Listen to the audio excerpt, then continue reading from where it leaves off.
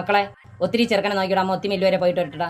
എന്നെ കൊണ്ടൊന്നും പറ്റൂല നോക്കാൻ. ഒത്തിരി നിന്റെ മുരട്ട് സുഖം ഇത്തിരി നോക്കടേ. ചെറുക്കനോട് എഴുതിക്കോ, എന്റെ അടുത്ത് നിങ്ങൾ കാണിക്കാൻ വന്നല്ലോ, ചന്തി കിട്ടിയോ കുത്തി കൊടുക്കും. അമ്മ കൊച്ചിനെ കൊടുക്കണേക്കെ കൊള്ളാം, എനിക്ക് കുറച്ച് പഠിക്കാനുണ്ട്. രണ്ടുപേരും മിണ്ടായിരിക്കാൻ പറയണം.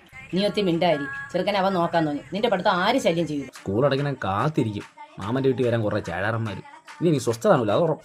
ശ്വാസം മുകളിലോട്ട് വലിച്ചേ, ഇനി താഴോട്ട് വിട്ടു. ഞാൻ നോക്കിയിട്ട് വേറെ കുഴപ്പമൊന്നുമില്ല. പിന്നെ കുറച്ച് ക്രിമിനേഡിയ അതുകൊണ്ട്, പിന്നെ വിശപ്പിന്റെ കാര്യം പറയണ്ടല്ലോ. പ്രായത്തിനൊത്ത് സംസാരിക്കുന്നേ, എനിക്ക് ക്രിമേഡിയൊന്നുമില്ല. ഞാൻ നോക്കിയിട്ട് ക്രിമിനേഡിയ അസുഖം ഉണ്ട്, അതുകൊണ്ട് ഈ ടാബ്ലറ്റ് 2 ദിവസം കഴിക്കണം. മില്ലിലൊക്കെ ഇത് എന്തൊരു തിരക്കുകളെ. ചെറുക്കവിടെ പാടാ. പരമശിവത്തിന്റെ ലോഡ് പോകുമ്പോ എന്റെ ലോഡ് വിടണം. ഇല്ല പിന്നെ ഞാൻ ഈ നാട്ടിൽ ജീവിച്ചെന്നിട്ട് കാര്യമില്ലമ്മ. നീ ഇത് ആരെ കാര്യം മക്കളെ പറയണത്? പിന്നെ അല്ലാതെ ഞാൻ മണ്ണിടിച്ചോണ്ട സ്ഥലത്തല്ലമ്മ ഇപ്പൊ പരമശിവൻ കയറി മണ്ണിടിക്കണം. അപ്പൊ ഞാൻ ആരായി?